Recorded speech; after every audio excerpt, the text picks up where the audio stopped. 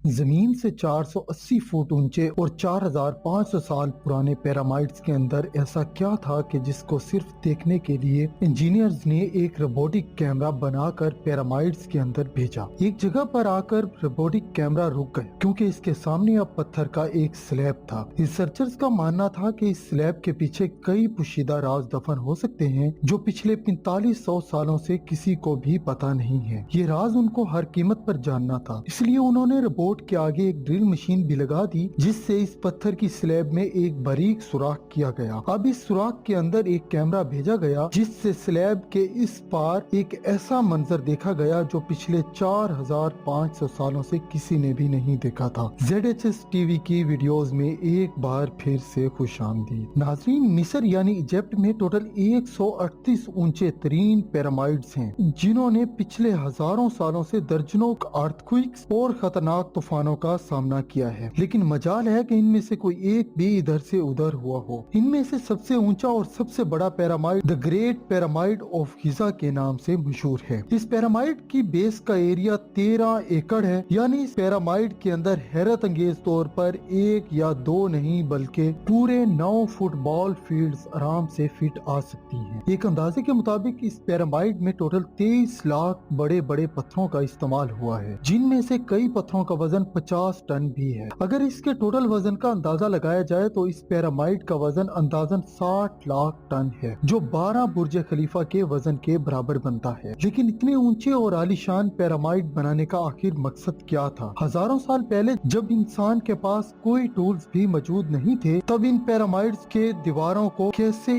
Inch by inch level किया गया? कैसे 50 टन वजनी पत्थरों को स्क्वायर शेप में काट कर 280 फुट से 450 फीट तक चढ़ाया गया? और इनको बनाने में कौन से इंजीनियर्स का हाथ था जिन्होंने इन पिरामिड्स को अर्थक्वेक प्रूफ के साथ साथ इसकी तमाम स्लाइड्स को एग्जैक्टली 51.5 डिग्री सेंटीग्रेड के एंगल पर सेट किया? ये सब आप जान सकेंगे आज की इस वीडियो में। तो आइए अपनी वीडियो को शुरू करते हैं। Challenge number 1। कई सदियों से मुख्तलिफ रिसर्चर्स की टीम इन पिरामिड्स की कंस्ट्रक्शन और टेक्निक जानने के लिए सर पकड़ कर बैठी थी कि आखिर इस पिरामिड्स में सब slides exactly north, south, east और वेस्ट बगैर कंपास के कैसे सेट की गई होंगी। कई एक्सपर्ट्स का मानना है कि इस टाइम के आर्किटेक्ट्स ने सबसे पहली ऐसी जमीन की तलाश की होगी जो लाखों टन वजनी पत्थरों का वजन बर्दाश्त कर सके, और इसके बाद पोलर स्टार यानी वो सितारे जिनकी मदद अर्थ की पोल्स का पता चलता है की मदद से पिरामिड की हर साइड को मार्क किया गया। यानी ना ही कोई कंपास और ना ही कोई दूसरा इंस्ट्रूमेंट इस्तेमाल किए गए। सिर्फ इस बेसिक टेक्निक से ही हजारों साल पहले इन पिरामिड्स की डायरेक्शन सेट की गई, वो भी जीरो एरर्स के साथ। Challenge number 2। अगला चैलेंज था जमीन को लेवल करने का। जिस 13 एकड़ की जमीन पर इस पिरामिड को बनना था, इसका लेवल थोड़ा सा भी अप या डाउन होता तो इनमें 20 लाख पत्थरों के पहाड़ का खड़ा होना बिल्कुल भी मुमकिन नहीं था। अब इस जमीन को लेवल करने के लिए इस टाइम के इंजीनियर के पास ना ही लेजर लेवल था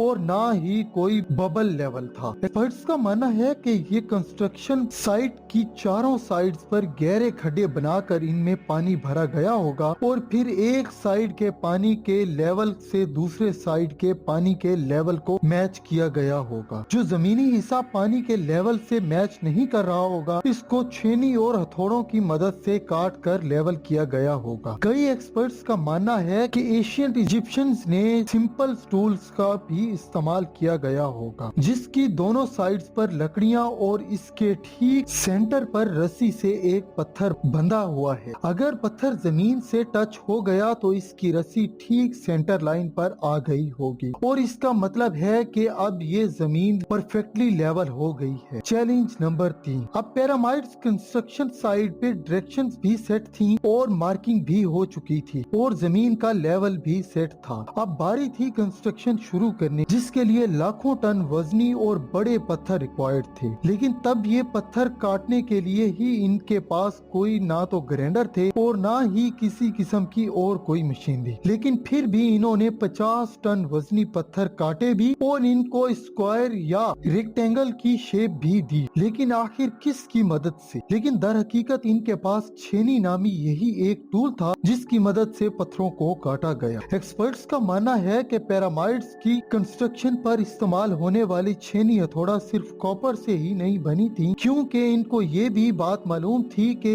کاپر نرم ہوتا ہے اور پتھر نہیں کاٹ سکتا، اس لیے اس میں ایک کیمیکل آرسینک شامل کیا گیا تھا۔ کاپر اور آرسینک سے بنائی جانے والی یہ چھینیاں لکڑیوں کے بنے ہوئے ہتھوڑوں سے پتھروں پر ٹھوکی جاتی تھی اور کئی گھنٹوں کی محنت کے بعد بڑے بڑے پتھر شیپ میں لائے جاتے تھے۔ چیلنج نمبر 4، کیونکہ یہ خاص قسم کا پتھر جسے آج لائم سٹون کہا جاتا ہے، اس کی کٹائی پیرامائڈ سائٹ کی کنسٹرکشن غزہ سے تقریباً 250 کلومیٹر دور ٹورا کے شہر سے کی گئی تھی۔ اب وقت تھا یہ پتھر غزہ تک ٹرانسپورٹ کرنے کا۔ ہر ایک پتھر 50 ٹن یعنی 50,000 کلو گرام کے برابر تھا، جو تقریباً 3 بڑی بسوں کے برابر بنتا ہے، جن میں سے 23 لاکھ پتھر صرف ایک پیرامائڈ میں ہی استعمال ہونے والے تھے۔ اتنا زیادہ وزن ٹرانسپورٹ کرنے کے لیے نہ ہی کوئی اس دور میں کوئی جانور کام آ سکتا تھا اور نہ ہی ان کے پاس ٹرک موجود تھے۔ حتیٰ کہ آج کل کے جدید دور میں بھی اگر یہ کام کرنا پڑے تو ٹرانسپورٹ کمپنیز کو اچھا خاصا ٹائم درکار ہوگا۔ حیرت انگیز طور پر یہ کام ورکرز اور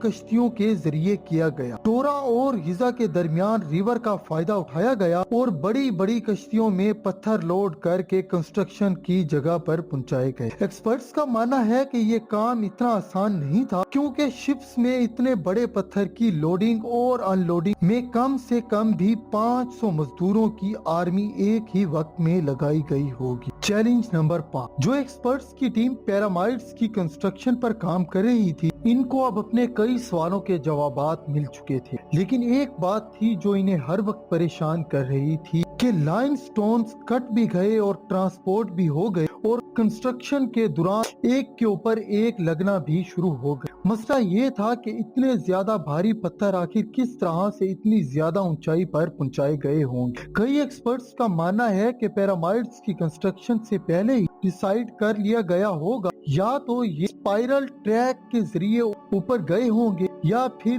زگ زیگ ٹریک سے، لیکن یہ بات تو طے ہے کہ 50,000 kg کے پتھر اوپر مزدوروں کی آرمی کے مدد سے ہی کھینچ کر لے جائے گئے ہوں گے۔ چیلنج نمبر 6، بات صرف لاکھوں مزدوروں، چھینی ہتھوڑوں اور ان سے لائم سٹونز کاٹنے اور اتنے بڑے پتھروں کو ٹرانسپورٹ کرنے کی ہی نہیں تھی۔ ان پیرامائڈز کے اندر کمپارٹمنٹس اور ان کے اندر جانے کا راستہ اور کئی چھوٹی چھوٹی سرنگیں بھی بنائی گئی تھی۔ باقی سب چیزیں تو ٹھیک تھی، لیکن ایک چیز ایکسپرٹس کو حیران کر گئی اور وہ یہ تھی کہ اندر کے کمپارٹمنٹس میں جو پتھر استعمال ہوا تھا وہ لائم سٹون نہیں بلکہ گرینائٹ تھا۔ جی ہاں، گرینائٹ ایک ایسا پتھر ہے جو ڈائمنڈ کے بعد دنیا کا سب سے سخت ترین پتھر مانا جاتا ہے۔ آج کل کے ماڈرن دور میں بھی گرینائٹ بڑے بڑے گرینڈر کے سوا کاٹا ہی نہیں جا سکتا۔ دنیا بھر سے کئی آرکیولوجسٹ ایکسپرٹس کو پیرامائڈز کا وزٹ بھی کرایا گیا، لیکن کسی کو بھی اس بات کا سراغ نہیں ملا